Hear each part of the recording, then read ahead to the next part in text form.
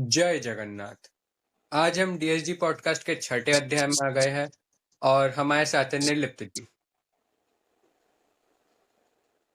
जैसे कि हमने पिछले अध्याय में भगवान जी के नित्य पूजा के ऊपर हमने चर्चा की थी, इस अध्याय में हम उससे आगे बढ़ाएंगे। जैसे कि पिछले अध्याय में हमारी चर्चा केवल सकाल धूप या प्रातः राजभोग पूजा तक सीमित हो गई थी, तो आज हम जानेंगे कि प्रातः राजभोग पूजा या सकाल धूप पूजा इसके बाद क्या क्या नीतियां श्री मंदिर में होती हैं। तो जैसे कि ऋतमान जी, इसके बाद तो भगवान जी का फिर से वेश बदला जाता है और भोग मंडप की प्रस्तुति होती है। तो आप इसके ऊपर एक वर्णन दीजिए। जी, जैसे हमने देखा कि महाप्रभु का सकाल धूप संपन्न हुआ था, हमने पिछले वीडियो में उसके बारे में जाना था। तो ये जो सकाल धूप इत्यादि जितना भी पूजा होता है, हम जानते हैं कि महाप्रभु, ये कहा जाता है, लोग भी कहते हैं कि जब भी महाप्रभु खाते हैं उसके बाद वो वस्त्र परिवर्तन करते हैं। तो इसी तरीके से सकाल धूप के बाद महाप्रभु का मैलम, श्री मंदिर में मैलम वस्त्र परिवर्तन को कहा जाता है। वस्त्र परिवर्तन हो गया या महाप्रभु का श्रृंगार परिवर्तन। तो महाप्रभु का महिला नीति होता है। उसके बाद फिर भोग मंडप को साफ किया जाता है। क्योंकि भोग मंडप गर्भगृह से एक अलग जगह पे है। कहा जाता है इसको आदि गुरु शंकराचार्य ने बनवाया था ताकि भक्तों को भोग मिल पाए। पहले के इस समय में महाप्रभु जी का बस धूप पूजा होता था, क्योंकि जो धूप पूजा है वही श्री मंदिर के भाषा में मेन पूजा है। और बाकी जितना ये जो भोग मंडप है, ये भक्तों में भोग वितरित करने के लिए किया जाता है। तो आदि गुरु शंकराचार्य जब यहाँ श्री क्षेत्र में आए, तो उन्होंने तब ये भोग मंडप का निर्माण किया ताकि अधिक मात्रा में भोग भगवान को दे दिया जाए और इसे प्रसाद के रूप में भक्तों में दे। तो ये जो भोग मंडप है इसको साफ किया जाता है। फिर यहाँ पे सुअर बड़ू जो होते हैं महाप्रभु के सेवक, वो रसोशाला से भोग लेके आते हैं और यहाँ पे रखते हैं। और इसके बाद ये जो पूजा है इसे पंचोपचार में पूजा पंडा समाप्त करते हैं। तो ऐसे ही भोग मंडप किया जाता है। जी भैया। जैसे कि आपने इस विषय में बहुत अच्छा वर्णन दिया। अगर हम श्री मंदिर के वर्तमान व्यवस्था को देखें तो उस हिसाब से ऐसा है कि इस ये जो भोग मंडप की सेवा है, तो इस सेवा में औसतन 13 सेवकों की आवश्यकता होती है। जैसे कि एक है पुष्पालक सेवक, चांगड़ा मेकअप सेवक, पाड़िया मेकअप सेवक, भोग मंडप प्रतिहारी, सुअर बड़ू, भोग मंडप के लिए द्वार प्रतिहारी, सुअर, महासुअर, मेकअप खुंटिया, पत्री बड़ू, गौरा बड़ू, चर्चा वाला एवं पूजा पंडा, इन सेवकों की आवश्यकता होती है। जब भगवान जी का प्रातः राजभोग चल रहा होता है, तब जो चर्चा वाला होता है, यानी कि जो मंदिर में जो एक दूसरे को इन्फॉर्म कोऑर्डिनेट करने के लिए भी सेवकों की आवश्यकता होती है। जी, तो जो श्रृंगारी होते हैं या जो पुष्पालक होते हैं, जो भगवान जी को श्रृंगार करते हैं, उन्हें बुलावा भेजा जाता है कि आप यथाशीघ्र मंदिर में आप उपस्थित हो, जैसे कि आगे जो श्रृंगार बदलने वाला है वो कार्य हो सके। तो श्रृंगारी जो पुष्पालक होते हैं वो आ जाते हैं। फिर उसके बाद जब प्रातः राजभोग संपन्न हो जाता है, सकाल धूप पूजा जब संपन्न हो जाता है, उसके बाद भगवान जी के वस्त्र को बदला जाता है। जैसे कि हम जानते हैं कि भगवान जी के जो वस्त्र बदले जाते हैं, ये इन वस्त्रों को श्रृंगारी सेवकों के द्वारा किया जाता है और हर दिन एक अलग रंग के वस्त्र होते हैं।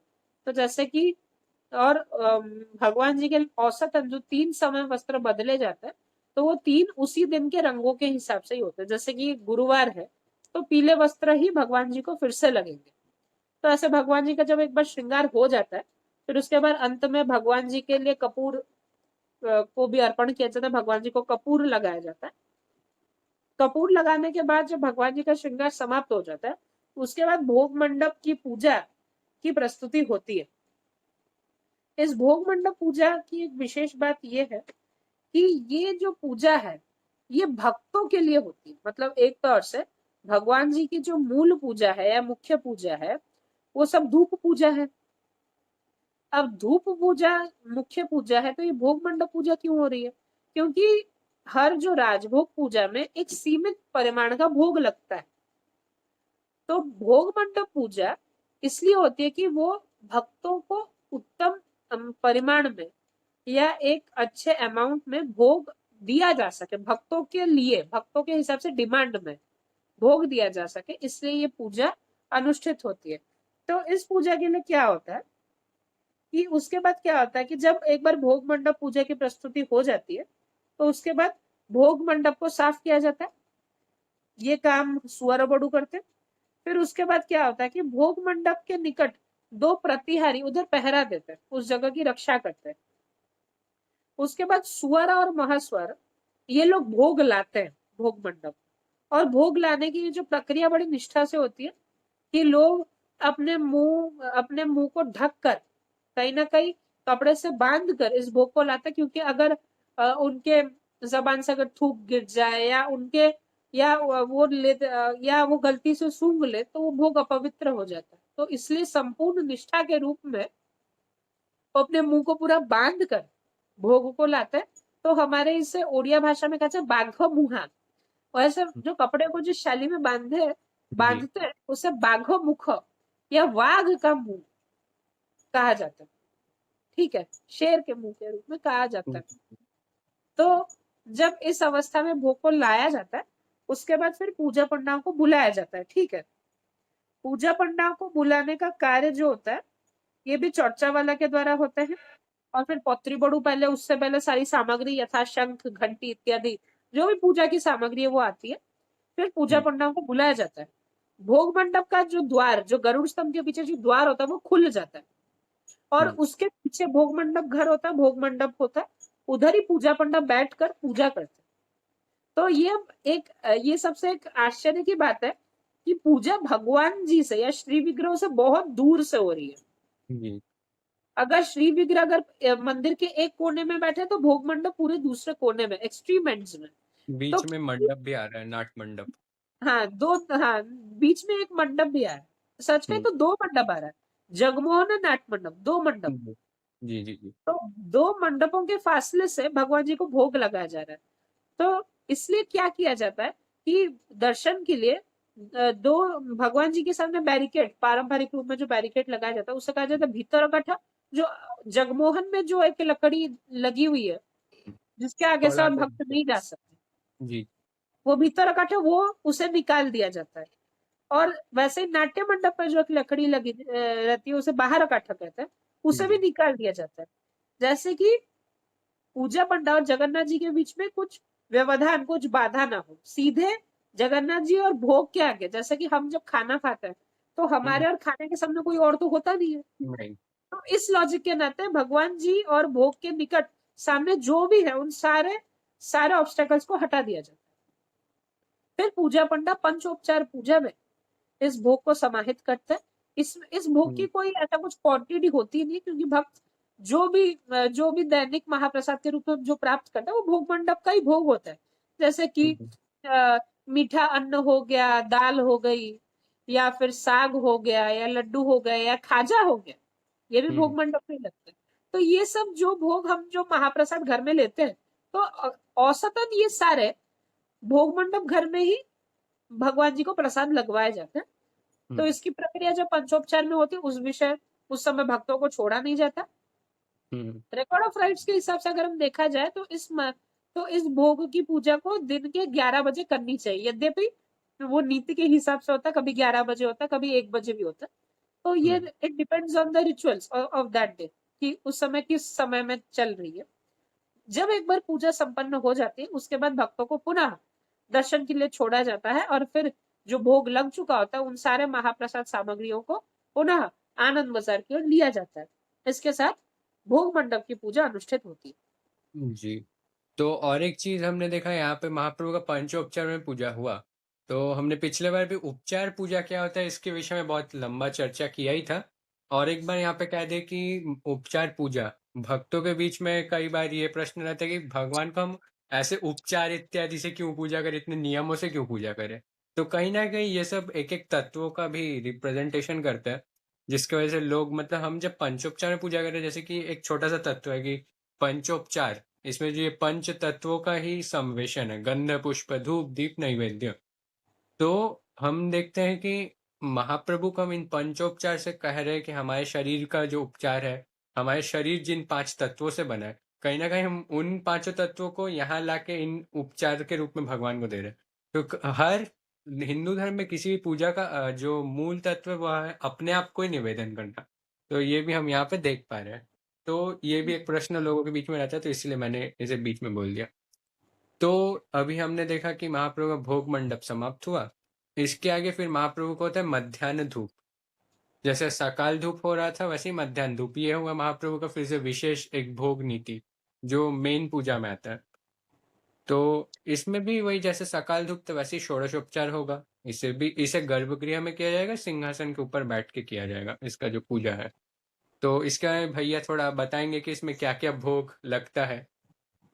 जैसे कि अब आपने कहा कि जैसे कि भगवान जी की मध्याह्न धूप पूजा सकाल धूप जैसे ही होती है, हाँ, षोडशोपचार पूजा है। हुँ, हुँ। तो वैसे ही षोडशोपचार पूजा सकाल धूप का जो भी प्रोसीजर था, ठीक वैसे ही प्रक्रिया में मध्याह्न धूप पूजा का भी संपादन किया जाता है। मध्याह्न धूप पूजा औसतन अगर हम श्री मंदिर के रिकॉर्ड ऑफ राइट्स के हिसाब से जाए तो 12:30 बजे ये पूजा होना चाहिए। यद्यपि आज के समय में पूजा लगभग 2 से 3 बजे की ओर होती है और ये उस दिन के नीति के अनुसार निर्भर करता है। तो इस पूजा में सब समान होता है लेकिन भोग की संख्या बदल जाती है। जैसे कि अगर मैं अगर अभी के समय का जो भोग जो होता है, अगर उसका जो तालिका है अगर मैं उसे पढ़ूं तो उसमें है जैसे कि भगवान जी को मरीच का लड्डू उसका भोग लगता है। ठीक है, विभिन्न प्रकार के वड़े लगते हैं, खिचड़ी लगती है, ओरिया जिसे हम ओडिया में कहते हैं, खीर लगती है। ठीक है, भौजा जो हम उसे हम हिंदी में भाजी कहते हैं, तो भाजी का भी भोग लगता है। विभिन्न प्रकार के मिठाइयों का भोग लगता है, पिष्टकों का, जो हमारे पूर्वी भारत ओडिशा बंगाल आसाम में जो पीठा इसका चलन है तो जी, उसका भी भोग लगता है। और फिर भगवान जी को दूध से एक शरबत भी बनाकर भोग लगा, उसका भी भोग लगता है, उसे हम कहते हैं पोणा। ये ओडिया में बड़ा प्रसिद्ध है, संस्कृत में जी, प्रपानक कहा जाता है। तो इसका भी भोग लगता है। तो इस भोग के बाद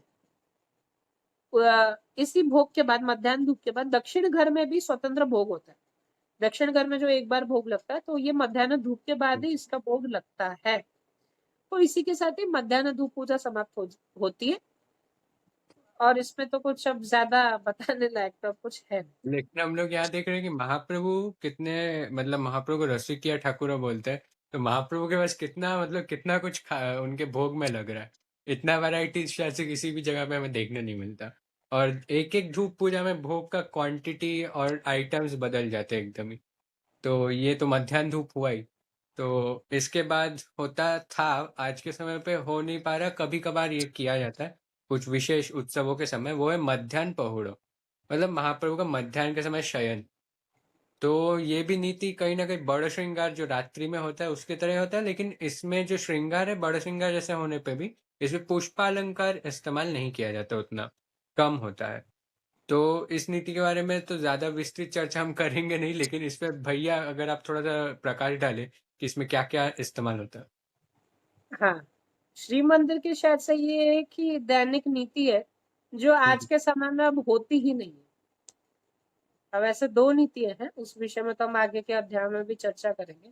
हुँ, तो हुँ, जो मध्याह्न पहुड़, ये जो दोपहर के समय का जो पट बंद होने की नीति है, हुँ, कि हुँ, ऐसा है कि जब एक बार मध्याह्न धूप समाप्त हो जाता है तो उसके बाद क्या होता है कि मध्याह्न पट बंद होने की प्रक्रिया, मध्याह्न कालीन जो शयन होता है, विश्राम होता है, इसकी प्रक्रिया आरंभ होती है। तो इसके बाद भगवान जी का श्रृंगार बदला जाता है। हुँ, भगवान जी को गीत गोविंद वस्त्र, लगभग बड़ा श्रृंगार वेश जैसा ही एक श्रृंगार बनाया जाता है। यद्यपि हुँ। वो संपूर्ण रूप में आप बड़ा श्रृंगार वेश बोले या ना बोले इस पे संदेह है, क्योंकि आज किसी ने देखा नहीं है। आज तक लेकिन हमने भगवान किसी ने देखा है।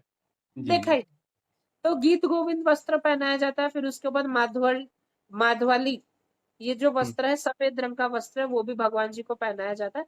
ऐसा और सारे प्रकार के तुलसी और पुष्प अलंकार से श्रृंगार होता है। श्रृंगार हुँ, होने के बाद क्या होता है, जो खोटो से जो मेकअप होता है, ये से इन व्यक्तिगत रूप से इस सेवक का कार्य होता है कि ये भगवान जी के जो पलंग है, जो बिस्तर है, ये भगवान जी, जी के सम्मुख लाए। तो खोटा सा जो मेकअप है, 3 जो चांदी के पलंग है, रत्न पलंग, वो भगवान जी को के सम्मुख लाते हैं।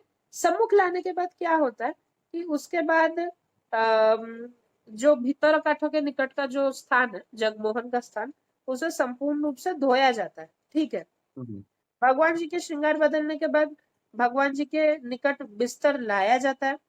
बिस्तर लाने के बाद क्या होता है कि आरती होती है। ठीक है। वैसे ही कपूर आरती और पिष्टक की आरती होती है। पिछली बार और उसके बाद जय विजय द्वार बंद होता है और जो रत्न सिंहासन में जो दिए जल रहे होते हैं, उन दियों को भी पूजन होता है। उतार दिया जाता है अपने स्थानों हम्म, से, जैसे कि अंधेरा हो जाए। अब हम तो लाइट ऑन करके नहीं सोते, तो भगवान जी के लिए भी वो रत्न हम्म, सिंहासन के जितने भी प्रकाश के माध्यम है, उन सारे प्रकाश के माध्यमों को बंद किया जाता है। उसके बाद जय विजय द्वार पहले बंद होता है, फिर कौड़ाहाटा द्वार या जो गर्भगृह का द्वार है, वो द्वार बाद में वो बंद बंद होता है। होता है। ऐसे करके मध्याह्न पहुड़ा होता है। लेकिन क्योंकि आज के समय ये नीति नहीं होती है, तो मध्याह्न धूप होने के बाद दूसरा भोग मंडप होता है। दूसरा हम्म, भोग मंडप होने के बाद भगवान जी का श्रृंगार बदल के संध्या धूप में जो श्रृंगार होना चाहिए संध्या आरती से पहले, वो हम्म। श्रृंगार प्रभु जी का हो जाता है और फिर संध्या आरती होती है। तो इसके बाद अगर ये मध्याह्न धूप हुआ, मध्याह्न पहुड़ा हुआ होता, तो इसके बाद फिर से द्वार खुलता और उसके बाद फिर आरती होता। लेकिन क्योंकि आज के समय वैसा होता नहीं है, तो उसके बाद जैसे भैया ने बताया कि सेकंड दूसरा भोग मंडप भी होता है। क्योंकि आज के समय भोग भी बहुत जरूरत होता है भक्तों के लिए, तो इसलिए बहुत सारे भोग मंडप एक दिन में किया जाता है। तो इसके बाद संध्या आरती होगा। तो संध्या आरती में जो है महाप्रभु के वहाँ पे सेवकों का जरूरत पड़ता है। उसमें मेनली देवी सुभद्रा और बड़भद्र महाप्रभु के लिए पुष्पालक सेवक, और महाप्रभु के लिए तरिच महापात्र, ये उनके आरती करते हैं। इसमें भी जैसे इसमें 21 बत्तियों की एक आरती होती है, और कर्पूर आरती और पिष्टक आरती, इन सब का इसमें आरती किया जाता है। जी भैया। जैसे कि आपने इस विषय में स्पष्ट कहा हम्म, कि अगर हम ये कहें तो इस विषय में अगर हम एक उत्तम बात कहें कि ये जो संध्या आरती होती है, ये कहीं ना कहीं प्रभु जी के पुनः शाम के समय उठने के बाद की आरती, यद्यपि मध्याह्न पटबंध नहीं होता, तो पुनः श्रृंगार करके भगवान जी की संध्या आरती होती है। हम्म, पुष्पालक सेवकों के द्वारा ये आरती होती है। फिर तड़िच्छ महापात्र, जैसे कि मंगल आरती में भीतरच्छ महापात्र सेवक जगन्नाथ हम्म, जी के निकट आरती करते हैं, वैसे संध्या आरती में तड़िच्छ महापात्र सेवक भगवान जगन्नाथ जी की आरती करते हैं। पहले कपूर की आरती होती है, फिर 21 बत्ती की आरती होती है, और फिर पिष्टक की आरती होती है। ऐसे करके भगवान जी की संध्या आरती होती है। फिर पुनः संध्या धूप या जो तीसरा राजभोग है, उसका आयोजन होता हम्म। ये भी वही सकाल धूप और मध्याह्न धूप की तरह होता है, जैसे षोडशोपचार हो गया। इसमें लेकिन थोड़ा सा भोग बदलता है रात्रि का समय क्योंकि है। तो इसमें भी भैया इसमें कुछ शायद से शीतल, थोड़ा सा ऐसे भोग दिए जाते हैं जिसमें महाप्रभु थोड़ा सा वैसे शीतल लगे, मे है। बी। निश्चित, आपने जैसा कहा, हम्म, वर्तमान के समय में भोग का जो ये सूची है, इस सूची में भगवान जी को अधिकांश अन्न का भोग नहीं लगता। हम्म। यद्यपि अब स्थितियों में परिवर्तन है, लेकिन अन्न का इस भोग बार भी लगने का क्योंकि नियम। हमने देखा था कि जो जब चंदन यात्रा चलते उस समय महाप्रभु को रात के समय ज्यादा गर्म भोग नहीं दिया जाता।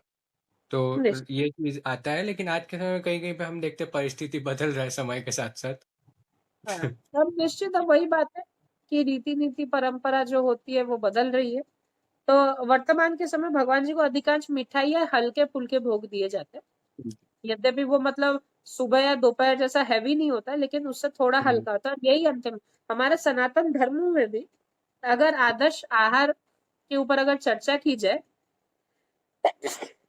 तो संध्या के समय, शाम के समय ही थोड़ा आहार लेना चाहिए, रात को खाना ही नहीं चाहिए, ये विचार होता है।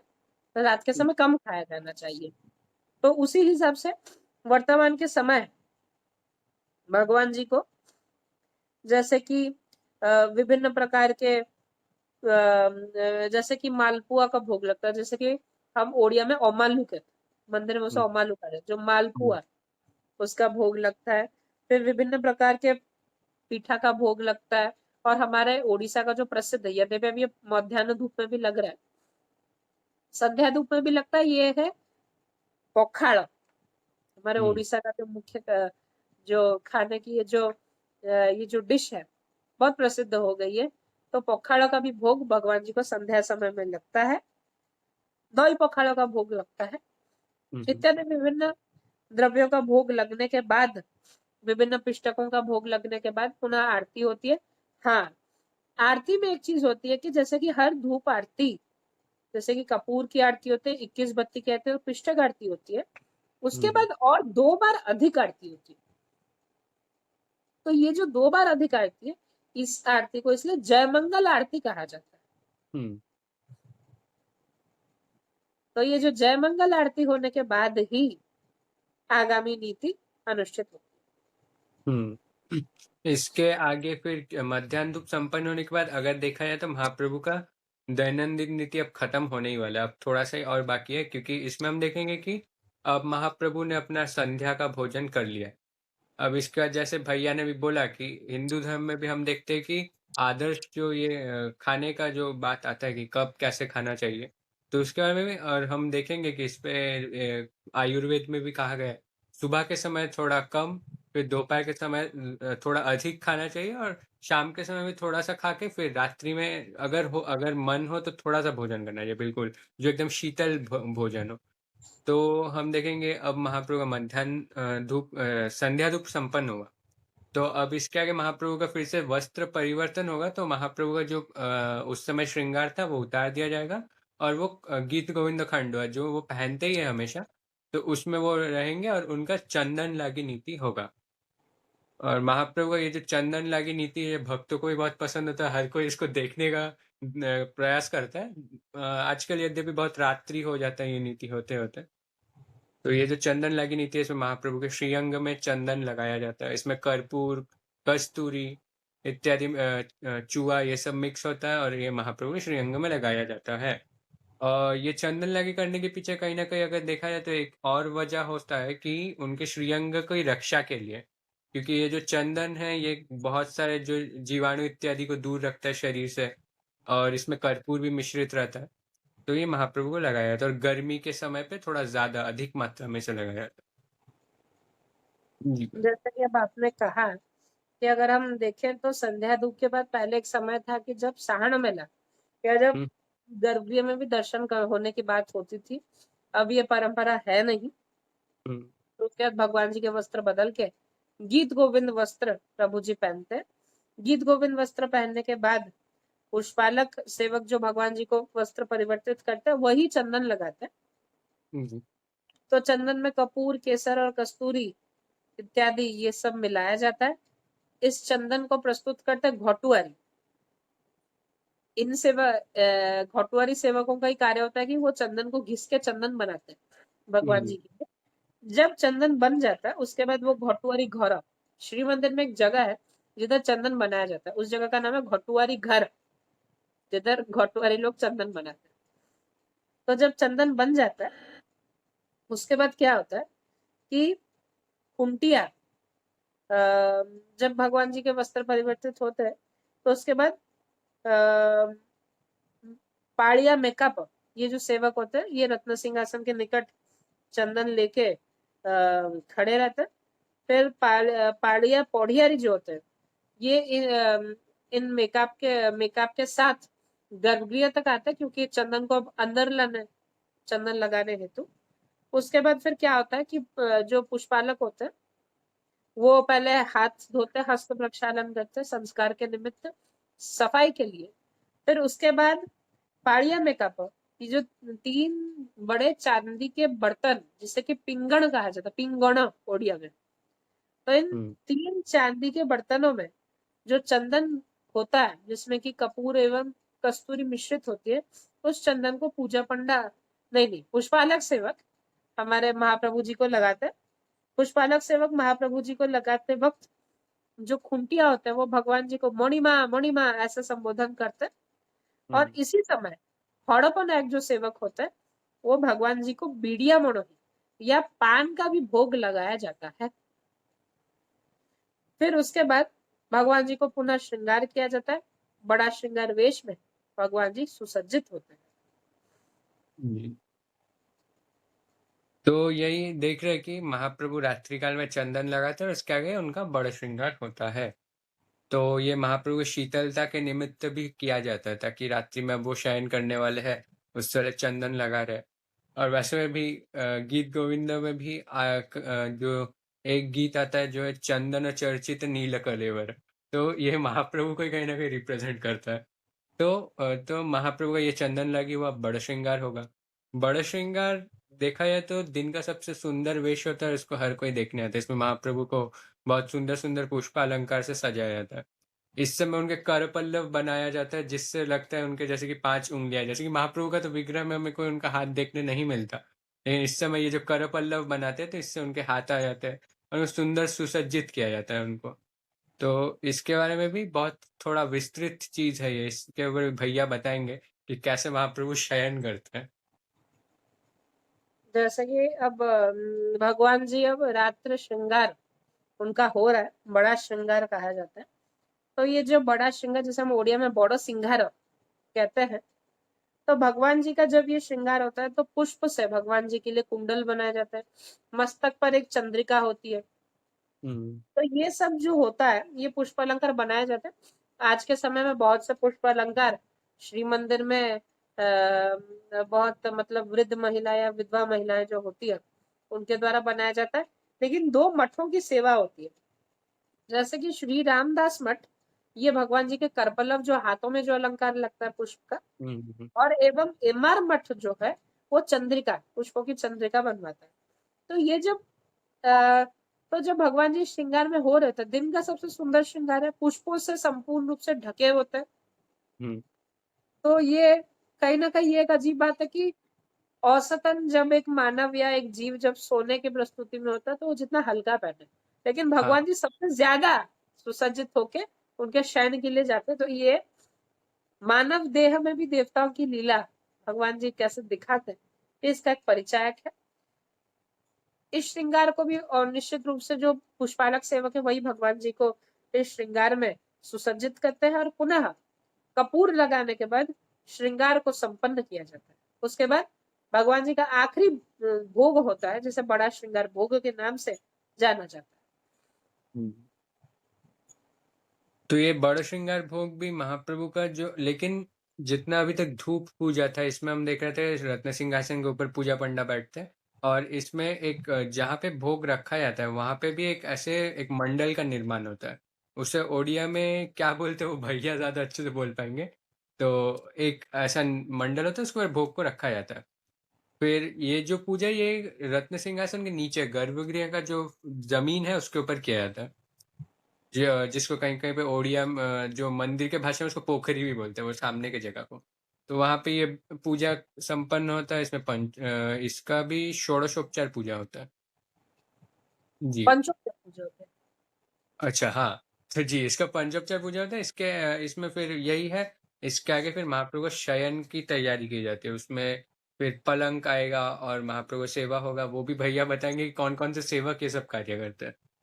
जैसे कि बड़ा श्रृंगार धूप होता है, ये जो जी। रात्रि की पूजा होती है, क्योंकि निश्चित रूप से हमारे हिंदू धर्म में 3 समय की पूजा को प्राधान्य दिया गया, प्रातः, मध्याह्न एवं संध्या।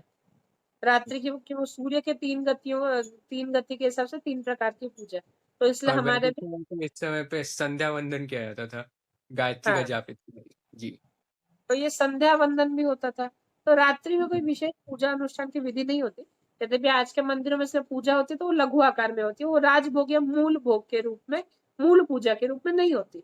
तो ये हुँ, पूजा सिंहासन के नीचे होती है, पूजा पंडा सिंहासन के नीचे बैठते हैं। ठीक है, गर्भगृह की जो जमीन है जिसे कि पोखरिया कहा जाता है, तो हुँ, इस जमीन में पूजा पंडा बैठते हैं और पंचोपचार में पूजा करते हैं। ठीक है, इस पूजा में भी इस पूजा के पहले जैसे कि हर धूप पूजा में एक कपड़ा बांधा जाता है, जैसे टेरा कहा जाता है, तो इस एक पूजा में भी ऐसे बांधा जाता है। अभी के समय भगवान जी को केले के बड़े, पखाड़, कांजी और विभिन्न प्रकार के पिष्टकों का भोग लगता है। हुँ, जब एक बार ये पूजा समाप्त हो जाती है, फिर पुनः गर्भगृह के गर्भगृह को साफ किया जाता है, क्योंकि अब भगवान जी की शयन नीति होने वाली है। जी। तो अब शयन नीति में जो रत्न भंडार है वहां से महाप्रभु का पलंग आएगा, तो इसे भी लाया जाता है, फिर महाप्रभु के सामने रखा जाता है। और फिर इसी समय महाप्रभु का जो शयन प्रतिमा जो अर्धनारीश्वर है, जिनके अंदर हमें आधा पुरुष आधा स्त्री का रूप दिखता है, इस विग्रह को लाया था। इसे महाप्रभु का प्रतिनिधि विग्रह माना जाता है। और इनके ऊपर भी नीति होता है, इनको महाप्रभु के अंग से एक आज्ञा माला की तरह ही एक माला दिया जाता है, उसे वो पहनते हैं। और इस समय गीत भी गाया जाता है, वीणा वादन होता है। और फिर उनको एक डमरू के ऊपर बैठाया जाता है जो कोलाहट द्वार के पास में होता है। फिर वहां से फिर उनको वापस शयन करवाया जाता है थोड़ी देर के लिए, और फिर आगे का पट बंद होता है। तो इसमें भी कई सारे सेवकों का जरूरत पड़ता है, और उसमें कई सारी नीतियां भी आती है। तो भैया इसमें आप बताइए कौन से नीति होती है। जैसे कि इससे अगर हम मूल कहते हैं, शयन की क्रिया होती है और इसके साथ मंदिर को बंद किया जाता है। तो इस सेवा में मूलतः 17 नहीं, मूलतः 16 प्रकार के सेवकों की आवश्यकता होती है। जैसे कि मुदुली, जिसका काम है वो द्वार बंद करेगा, पौड़ियारी, खट से जमेगा, सुअर बड़ू इत्यादि सेवकों की आवश्यकता होती है। जब एक बार बड़ा श्रृंगार धूप समाप्त हो जाता है, तो उसके बाद राजा के पक्ष से, राजा की तरफ से, गजपति महाराज की तरफ से 14 डाब, जो कच्चा नारियल होता है, वो भगवान जी के लिए लाया जाता है। जब ये 14 डाब भगवान जी के निमित्त लाए जाते हैं, तो भगवान जी के भोग के निमित्त ये लाए जाते हैं। तो एक बार जब बड़ा श्रृंगार धूप समाप्त हो जाता है, तो उसके बाद क्या होता है कि खोटा से जमे कब ये पलंग ले आता है। ठीक है, पलंग जब श्री भगवान जी के निकट आ जाते हैं, फिर उसके बाद जो डाब है, इनका भोग भी लगता है। फिर उसके बाद जो शयन भगवान है, जो जो रत्न भंडार, जो भंडार घर है उधर होता है, तो उन्हें लाया जाता है। जब वो गर्भगृह के अंदर आता है, तो जो बलभद्र जी के जो पुष्पालक है, जो कि रात्रि की आरती करेंगे, वो शयन प्रतिमा, वो अर्धनारीश्वर जी को चंदन लगाता है। फिर उसके बाद जगन्नाथ जी से एक विशेष फूल की माला वो स्पर्श करके आज्ञा माला के रूप में शयन प्रतिमा या जो अर्धनारीश्वर जी है उन्हें पहनाया जाता है। फिर उसके बाद वो गर्भगृह से निकलकर जय विजय द्वार की ओर होता है। जय विजय द्वार में एक आसन होता है, वो डमरू के आकार का होता है। उस डमरू आसन पर बिठाया जाता है, डमरू के आकार का वो जो आसन होता है। फिर उधर उन्हें पुनः फिर से डाब का भोग लगता है, फिर उसके बाद पान का भोग लगता है, फिर आरती और पुष्पांजलि होती है, और फिर वो लौटते और फिर शयन होता है। इस भीतर भगवान जी की जो रात्रि की आरती होती है वो भी समाहित हो चुकी होती है, क्योंकि जब शयन प्रतिमा या अर्धनारीश्वर जी जब आते हैं और जब उन्हें माला स्पर्श की जाती है, उसी समय ही पुष्पालक सेवक रात्रि की आरती करते हैं, शयन आरती जो होती है। शयन आरती होने के बाद जब अर्धनारीश्वर जी की भी वंदापना हो जाती है, पुष्पांजलि हो जाती है, उसके बाद अर्धनारीश्वर जी पुनः गर्भगृह में लौटते हैं। गर्भगृह में जो जगन्नाथ जी के सामने जो पलंग रखा होता है, कुछ समय के लिए उधर उन्हें शयन करवाया जाता है, और फिर उन्हें लौटाया जाता है, और फिर भंडार घर में चले जाते हैं। उसके बाद द्वारों को बंद किया जाता है। हर द्वार को मुदुली जो होता है वो द्वार बंद करता है, मिट्टी से सील दी जाती है, और उसके ऊपर एक स्टैंप दिया जाता है जो कि तोड़ीचो महापात्र देते हैं। तो इधर एक जब बंद होता है द्वार, तो उसके बाद जो प्रतिहारी होते हैं, पौड़ियारी जो होते हैं, वो भगवान जी को बोलते हैं, मणिमा रत्न सिंहासन तेजी रत्न पलंग के विजय हो। इसका मतलब, हे भगवान, आप रत्न सिंहासन को त्याग करके आप रत्न पलंग में विराजमान होइए और शयन कीजिए।